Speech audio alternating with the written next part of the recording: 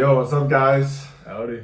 I'm here with my boy Noah. What's up? Noah Rymer, and he is a poet as well. And I know it. So, what's good?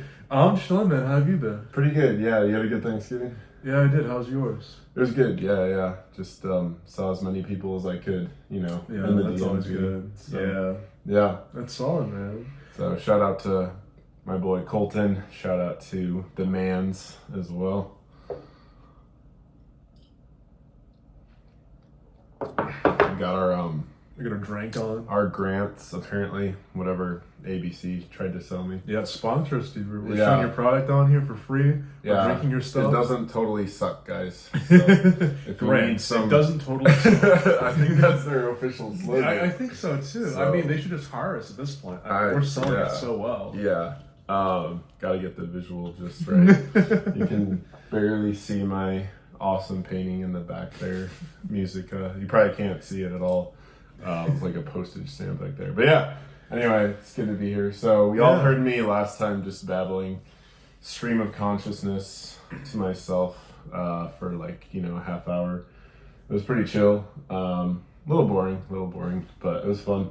But it's nice to have a guest this time. So Thank you so much for having me on, dude. oh, definitely. Yeah. Yeah, maybe by the end we'll even learn something cohesive, something actually important about you. Or we just finished the bottle. Either or, I'm fine. And then who knows what we're gonna talk about. We're going to turn off the camera for that one. Oh Man, the mics. No, don't worry, guys. We're Worry, disciplined. guys. Worry. Worry, always worry. Yeah, well, that's cool. So, for those of you that checked out my Halloween album, this is the man, the myth, the legend. This is the artiste himself who designed the album cover. So, Yeah, I'm that goofball. thanks for that. Thank you for letting me work on your project, dude. Oh, definitely. Yeah, I really had a lot of fun just listening to John's stuff. He's a very talented musician, great producer, and I'm actually doing my own stuff right now. I'm making house tell us music. I was about definitely that. inspired by John's stuff. So I've been a musician for about 4 or 5 years now, give or take. Okay. Actually, probably even longer than that. Maybe. What was so how do you qualify? Is this you just appreciate music, you play an instrument, or you write? Obviously, you've been a poet, an author for a longer. How long have you been? No, I was actually a musician first. You were? So, Yeah, no, I to answer your question and to kind of get more into my background, being a musician for me can be like playing a traditional instrument, or it could be more like a producer, if you're doing electronic stuff. Sure, like Dead dolls Mouse mainly. or someone like that. They still have an ear for it, and they're still putting It's in not an as effort. technical, I guess you could say. It's a different skill set, but still very much you're working with the basics of composition, melody, rhythm, all the important stuff. But yeah, I first started playing guitar when I was 13, and that stuck with me to this day. But after I kind of grew up the old classic rock stuff, and all the punk and the new wave stuff, and now I'm here. I've definitely had a taste for electronic music for a while, and like I was saying earlier, just seeing John with his setup, his keyboard, his DAW, always just showing me the really cool tracks he's getting up to, and just making everything so interesting. There's always such a unique aspect to John's music that I just can't get enough of. Really, I decided to try for myself. He doesn't say this when we're offline. No, I just completely insult him. It's terrible. It's a really good thing I don't have a mic. When I'm talking to John, it's okay. I got it all on the recorder. Yeah, this guy. We will leak that after. Yeah. It'll be the bonus section of this. Yeah, that's on the Patreon. It's paywall content. Oh yeah, you need at least $75 a month for that. At least. Cents. Bare minimum. 75 cents. But no, that's really cool. So so tell us about the track you just made over the weekend. Yeah, no, What was the inspiration for it, by the way? Right, so it was something about I'm coming for you, Deborah. I'm coming to get you, Barbara. Barbara, that. And I can actually quote this because it's not copyrighted. It's from Night of the Living Dead, and George Romero's this filmmaker. He forgot to copyright that first movie of his, unfortunately. So, I didn't get the royalties from it. That means everyone could just use it, as they wish. So that's where I get the quote from. It's a very famous quote from the movie. Was that sampled or was that you? It was sampled. Okay. Yeah. Okay. Yeah. So I just took that straight from the movie. chopped and cut and screwed some other bits from the movie into my track. But basically, the genesis was I was just kind of bored. I was in between cooking meals during Thanksgiving, and I don't know, the itch just kind of came over me, and I just decided to boot up a DAW. I was like, okay, I'm just gonna fire up Studio Lab. And then I started putting some beats together. I just started laying down some drum patterns. I started to stack them on top of each other, and I was listening to Death Grips as well. And I've been a long time fan of them as well. I've probably since high school at this point. And I just wanted something that's like really distorted and nasty and crunchy. And so I just started messing around with the effects. And this is where being a guitarist really helped me in this aspect because as you can see, I'm really just good at twiddling knobs. Because a lot of the guitarists is just like gear acquisition syndrome, especially if you're an electric guitarist, you have your fuzz play, your modulation, excuse me. You have your chorus, you have delay, you have all these pedals, and like 90% of your time as a guitarist isn't even like learning scales or chords, but it's more just like, well, how can I make this sound like that and that sound like this? And Sure. you just, before you know, you're like, $600 in debt, but only 600. Wow. Only six, yeah. Being modest here. I mean, no, I've seen some like I think it was I forget if it was like M Audio or Audio. What is it? Something 6, Line 6. Right. But I think they had like one of their biggest like expansion pack. It was like $1,000 or something. Yeah. Like fully inclusive pedal system. But that can sound like anything. I mean, there were settings on it that literally sounded like a synthesizer. Oh, definitely. Like not even like a fancy or like funky guitar. It was just straight up like. Is bro playing a guitar or a guitar? I don't know. I mean, and that's the joy of stuff like that is you can just like merge so quickly, so completely with a different instrument. And that was definitely my approach when I was making the track that we're talking about was how can I make this sound as weird as possible? Like you just take, you take the basic building blocks that they're giving you with that DAW, you kind of work with those limitations and you're just like, how can I make this, how can I mutate this really? And that's where the creative aspect gets into it. I mean, if you listen to the track, it does sound very weird. It's very distorted. It's all gunky, but that's the way I like it. I like my production with some grit to it, and especially listening to Death Grips really helps with this because all of their stuff, not all of their stuff, but the stuff I was really inspired from, it's like experimental. It's very like avant-garde, but also it has this pop edge to it. So it has that kind of combination that's kind of going for. Like, I wanted something that's like so violent and messed up, you could still like dance to it, Yeah. You could really, shake down to it. So I know you told me, because I took a listen and Right. I enjoyed it, but I know you told me like you were hoping to tweak it still or like add Yeah. layers. So is it just like soundscape you want to add, or is it actual like melody or like extra chords, extra? Because isn't Right. part of the main groove like literally just kind of like a bass like monotone kind of. I can't remember exactly what it sounds like, but isn't it very? I almost feel like the complexity in it comes from like the. Do you even put in like the tritone in there? Is that what that is? No, I didn't even put a I was thinking about it, but Really? I didn't. Main interval. What is that? It sounds really wonky.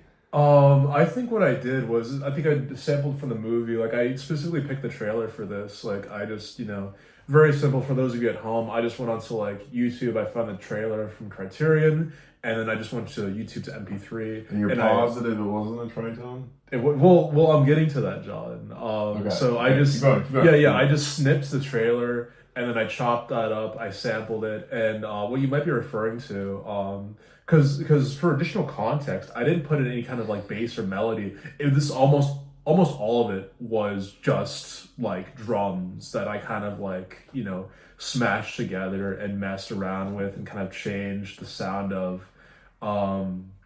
So if anything, like the only music that would be coming through, in the sense that it's not just harmony, or sorry, not just rhythm, but it has like melody, it has some bit of harmony there as well, would have been from the trailer. And I think in the final cut, I did have a bit of some of the orchestration from the trailer. I think I plucked that specifically and just had that as like my melody, and I was like, okay, that's good for now. Because if you listen, it's a very rhythm-heavy track. Oh, like, that's where I get the complexity. Definitely. And that's largely from my background, listening to a lot of like, acid house and techno and stuff like that. I don't care as much as about the melody. It's more of like, how do the rhythms interlock? How does the groove go? that's always gonna be my main focus, and kind of the detriment of my music. But I'm still that guy's learning. Acid House. Acid House. Noah's obviously way cooler than me. No, that's awesome. That's really cool. And another thing too, I was just gonna interject real quick. Speaking of going. Acid House, the latest thing I'm working on, I guess like the third song I've worked on, and like my whole electronic music career, which started on Thanksgiving, is I'm actually I'm doing like a brick by brick recreation of this very famous Acid House anthem. And if anybody's like listened to it, for those in the audience who might know this one, it's called Energy Flash by Joey Beltram. And Beltram was really huge for me because he's just always been so ingrained in my consciousness, whether it be if I'm writing a story or like right now I'm writing like, you know, some house music. He just has like a very distinctive, imitatable style. Sure. Like you listen to Energy Flash especially, and that kind of like bass groove just kicks in, and it's just, you know, you're hooked like you're on cocaine or something. It's just a crazy feeling. But anyways, back to what you were saying, John. No, all I was gonna say is this like the kind of thing we could actually like you know, give him a taste? Or I think so. Yeah, I'd love to. Nothing's like copyrighted. You said no. The only thing that would have been copyrighted was the Night of the Living Dead trailer, but you know, like I said, that's outside of copyright because Romero forgot to put the licensing on there. Thankfully for me, you know. Oh, okay. Yeah. Well, maybe this, you know, gets taken down. We get canceled. I think it's worth it. You know. I think it's worth it. I think I have like 3 listeners now. Oh, dude, so, we're in the big leagues now. Yeah. We're really so I mean, I feel like it won't be the end of the world. You know, if this just totally gets canceled right now. Yeah, let me pull that up. Give them a taste, and you know I could probably just overlay the actual file so it sounds good later. But it's like a placeholder. Yeah, let's see. This one right here, guys.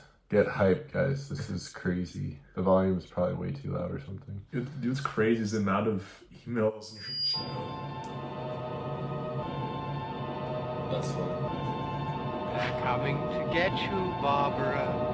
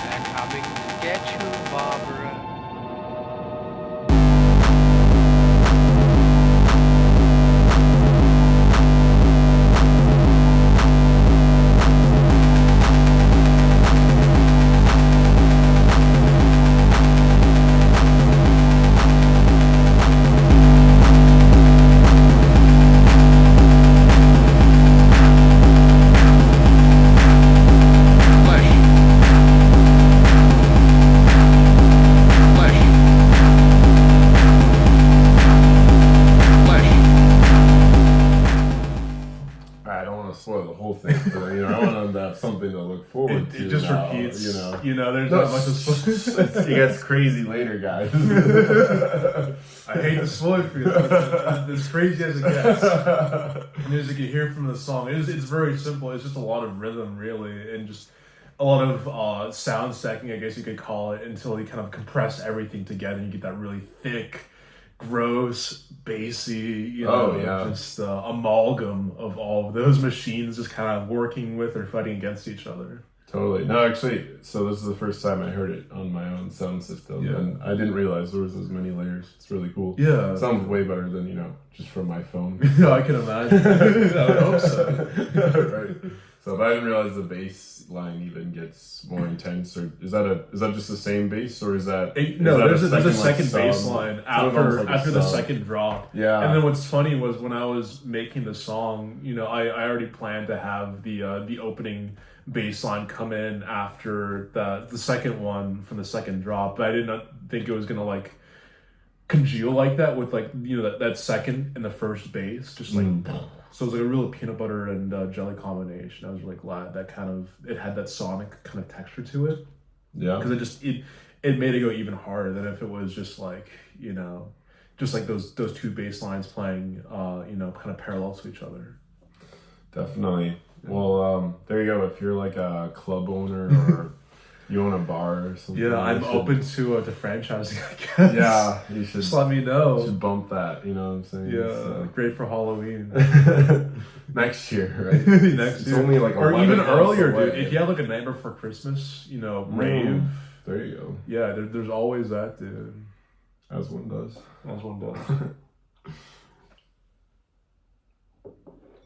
Very cool. Yeah. Well, yeah. Thanks for walking us through the creative process. Oh, it's my pleasure, dude. Showing us. So, yeah, I don't know. Hopefully, like I said in the last episode, I'll be dropping a remix of Sing of Mary. So, and hopefully doing the cover art for that as well. Yeah. Yeah. If not, it's AI, my guy. You know. I'm gonna have to do it, man. Yeah. I'm giving you man, like fighting a words. day or 3. That's it, bro. Like December 8th is coming real soon. Dude. Yeah.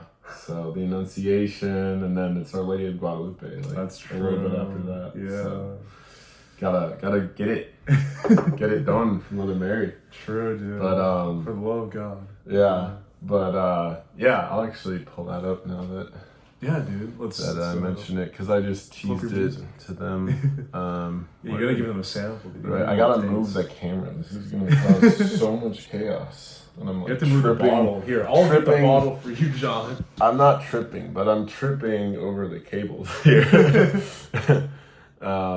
This is good. No, it's the banter. That's what it's all about. And I just realized the latest version of it is on GarageBand, so that's problematic. So I'm gonna go back here, and it's gonna be the non-latest, which is actually good, because then it'll give them something to look forward to. You know, all the changes, all the updates. So let's see. I think I have that somewhere.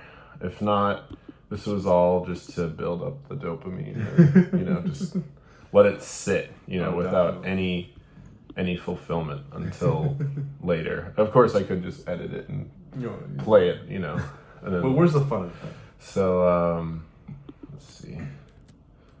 Somewhere. Oh, you know what? I think it's on the group chat. This is so complicated. You guys, we're professionals. How do you like my hand? There you go. All right. Okay. All right.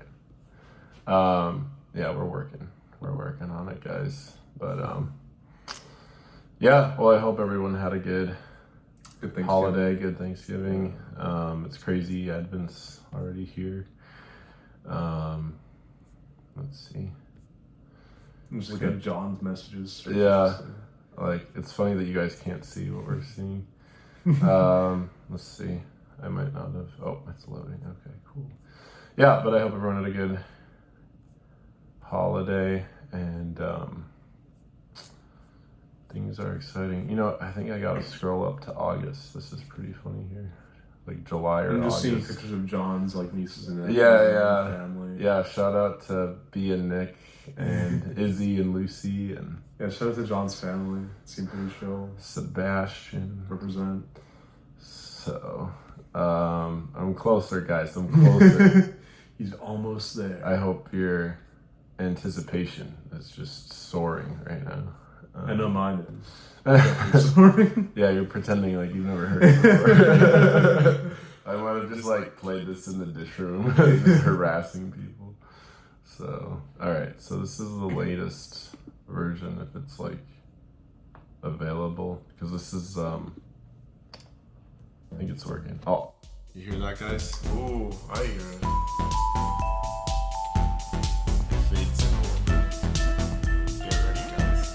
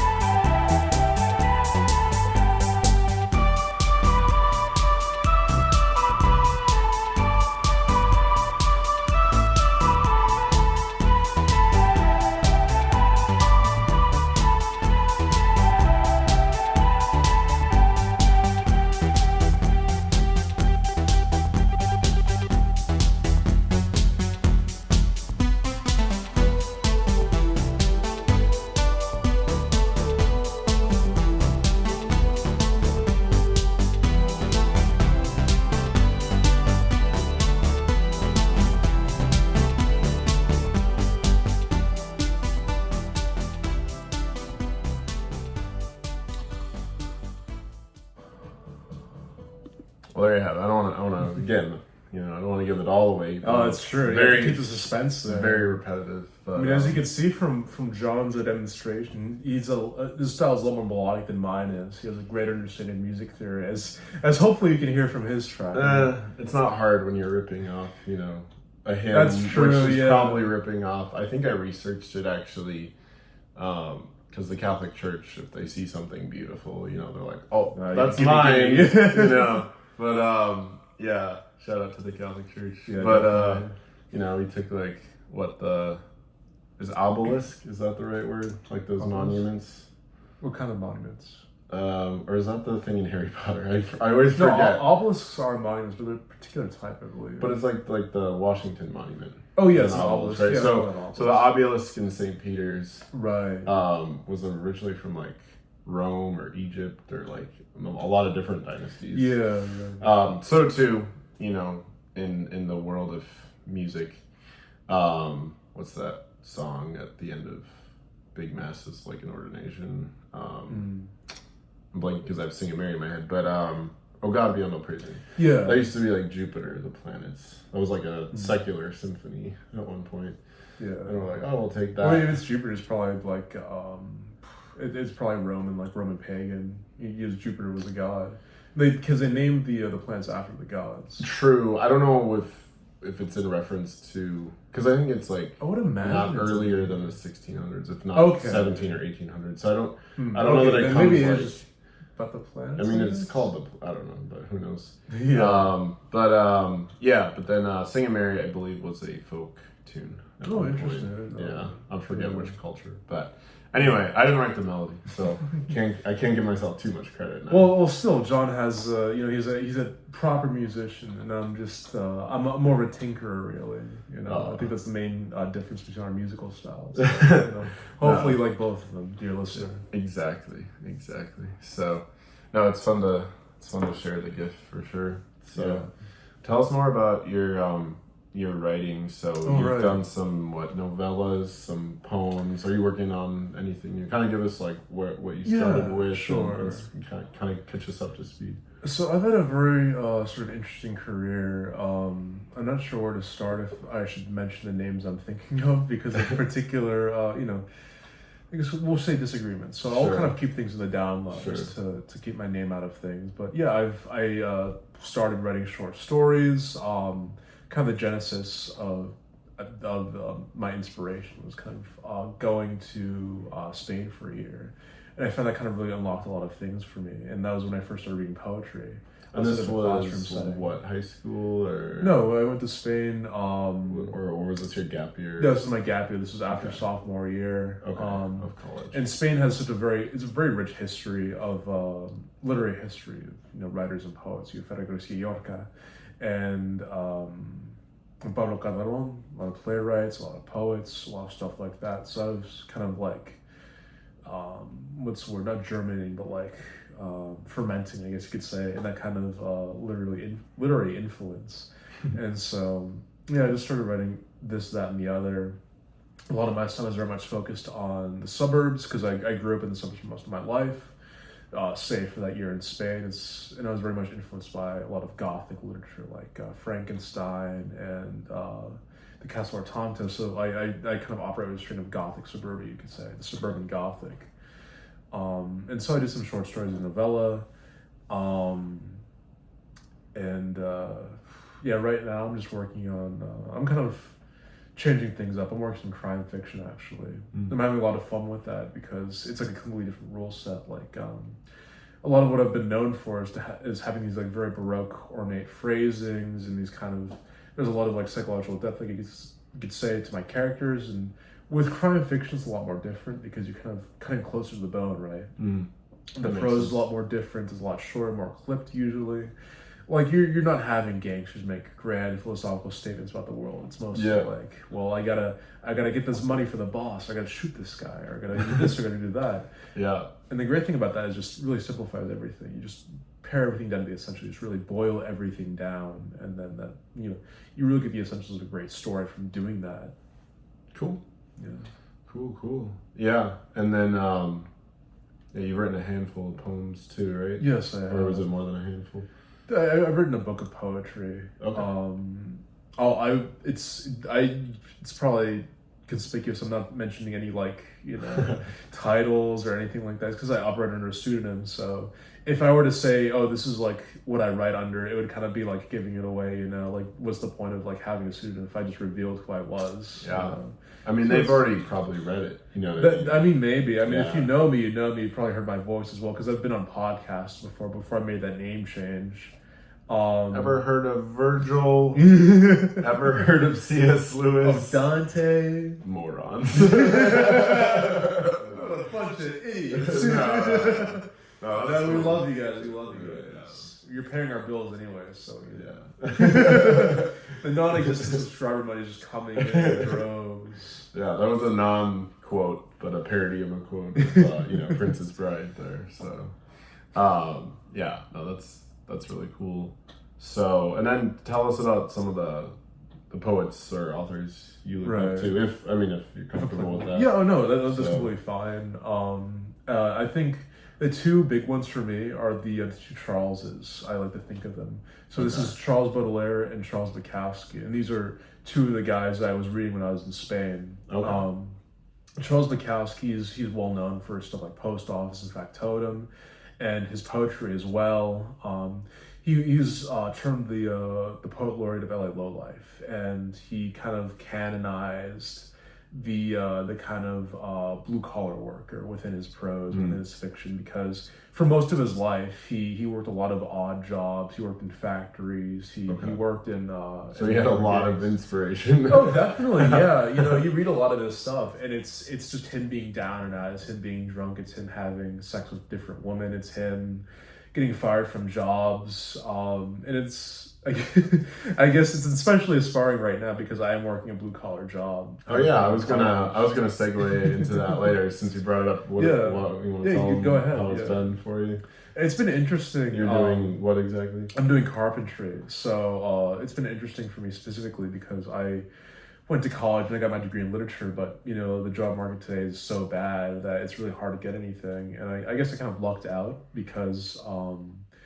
I worked with the boss's son before, and he wanted one of our jobs. I was doing home renovation, and he and I hit it off pretty well. And so my boss invited me to come work with him at his warehouse. And so I've been working a carpentry job for the past month. Trying to get out of it, trying to maybe become a teacher, to use my literature degree for something. But it really has given me a greater appreciation of Bukowski because I really understand the words that he says, the phrase that he gives. They hit a lot differently now than they used to, even though I've always, I guess for most of my life, for all of my life, I've been a blue collar worker. I've always been firmly middle class, and so I've always had that resonance with him.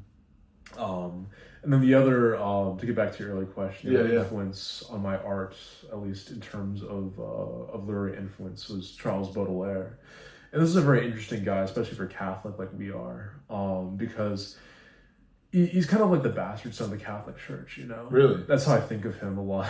So tell us more. I'm personally not familiar. I'm sure other people are entirely familiar. But he is very famous within the world of French letters, especially. He kind of changed the game when it came to the poetic canon, because a lot of it he wrote about, you can see some similarities here with Bukowski, but he wrote a lot about corpses and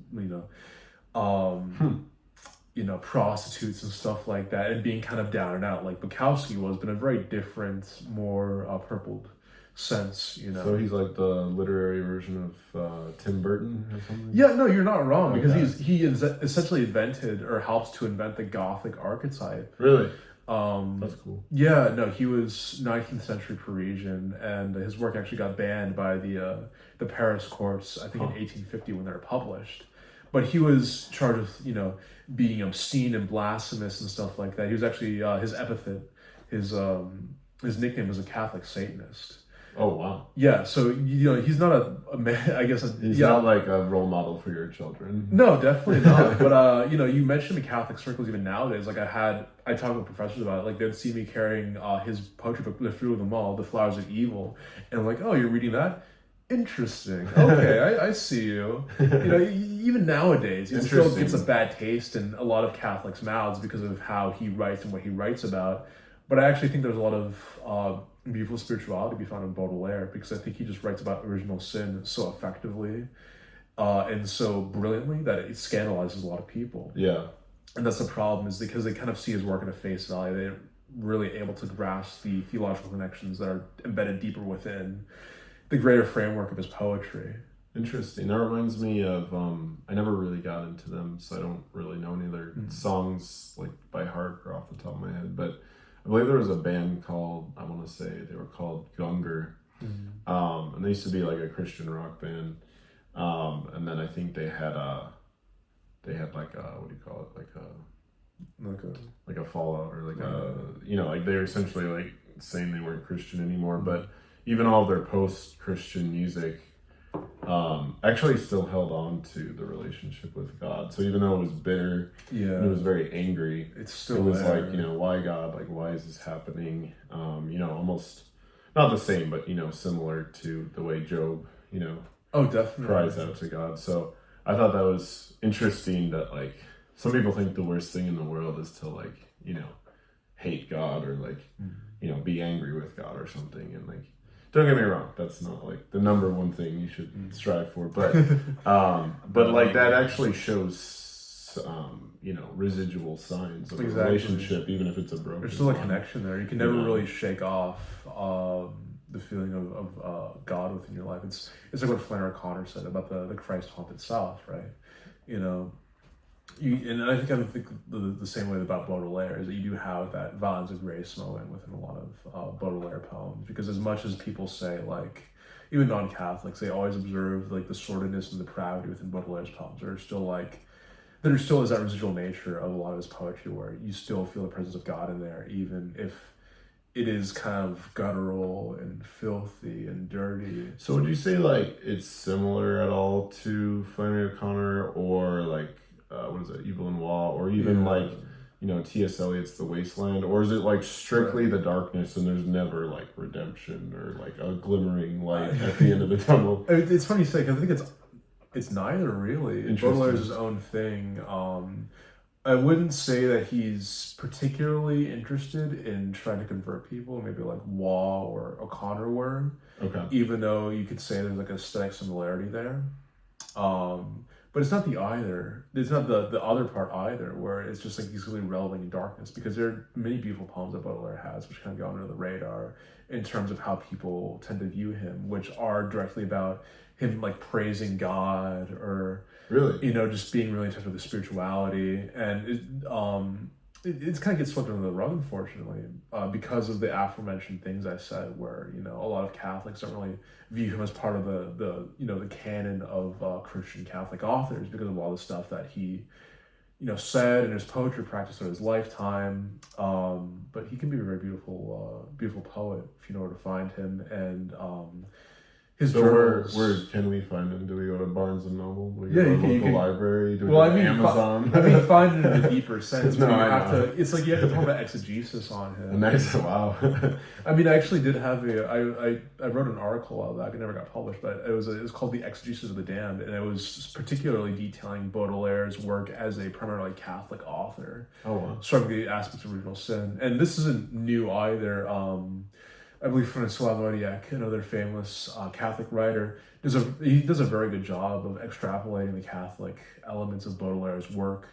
Dana Gioia, one of my favorite contemporary critics, has a really great segment on Charles Baudelaire's The Flowers of Evil, where he gets in specifically the spirituality of Baudelaire's work on, I think it's Sacred and Profane, which is a Catholic podcast which talks about, as you can imagine, sacred and profane aspects of literature. And I just think generally can kind of tie things up with my spiel on Baudelaire, is that a lot of people don't give him credit for being more multifaceted than he is, and they kind of just see him for that kind of that base, sordid aspect. which is hard to shake off because he literally changed how people perceive poetry from the 19th century onwards, because he changed the canon. He changed what people write about, how people write about it. But I think he deserves a second chance by every Catholic, really. I've even thought about bringing him into the chapel and going to adoration as a spiritual reading. Wow. Because I've like meditated on his works in a profoundly spiritual way. As weird as that sounds, most probably to anyone who's read Baudelaire and has been like, what am I reading? Like, what's this guy doing? Like, should I be reading him right now? Is this like spiritually damaging? Sure. But that's just my take on it. And you're just way too blessed and happy and joyful, and you just need to be grounded back to reality a little bit. Yeah, exactly. I mean, as Baudelaire says in one of his first poems, in the Flowers of Evil, you know, it's directly about, it relates to the concept of original sin. You know, was it gaily we walk upon that thrice tread road, muddied by our sins, or something like that. You know, interesting. He was so in touch with the concept of concupiscence that like it kind of enfolded him completely. You know, he understood it so well, and he wrote about it so well that he just, you know, he scared a lot of people off, I guess you could say. Wow. And what time period was this? 19th century Paris. So this was like, you know, I think he was born in 1830. He actually was very much influenced by Edgar Allan Poe. That's another thing too. Not too many people outside of literary circles know this, but Edgar Allan Poe wouldn't have had the reputation he has now if it weren't for Baudelaire specifically translating his works into French, bringing it to the French audience, and then from the French, they kind of got back to the American audience. Cool. Yeah. So, yeah, thank Baudelaire for our love of Poe nowadays, I guess you could say. Yeah, I always wondered why in The Raven, why he doesn't just be like, oh, like, do I have to stay in this cell?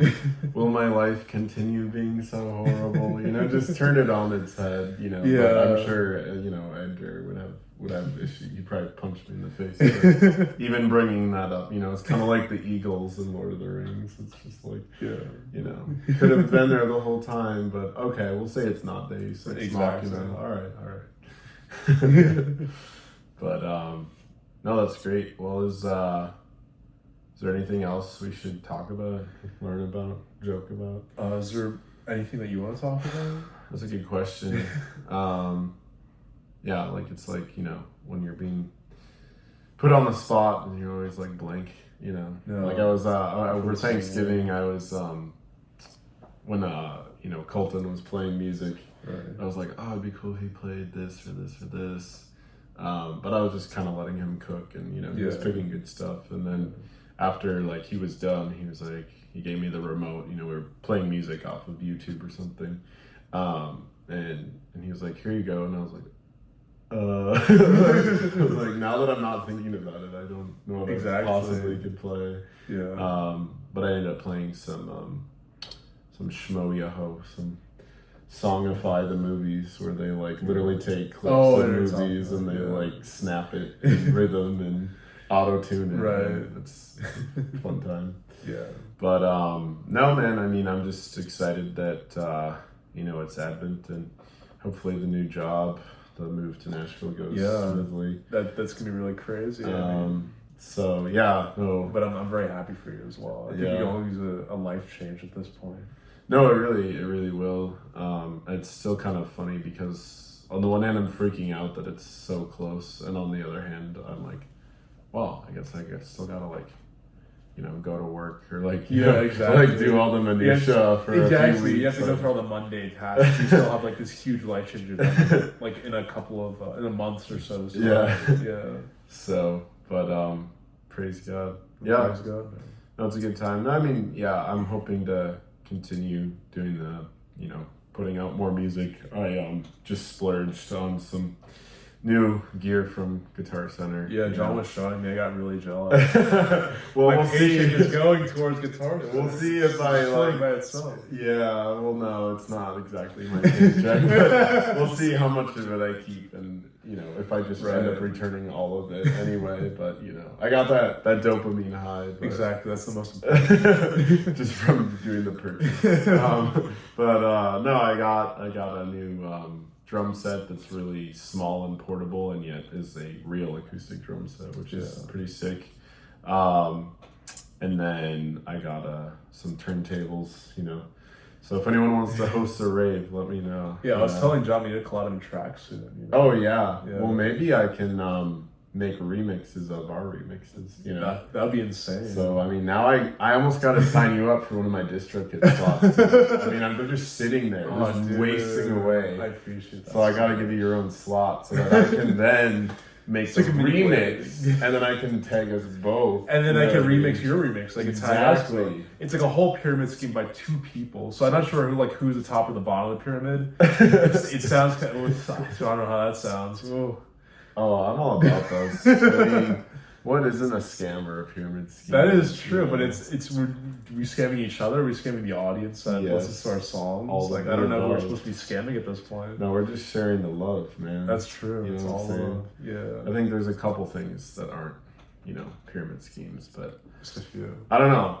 I mean, a lot of things, man. There's someone at the top. They're ordering everyone around. They're profiting the most from it. It sounds pretty similar. So, anyway, well, thanks for being with us tonight, guys. Appreciate you having me. And, we'll see you next time. Yeah, take care.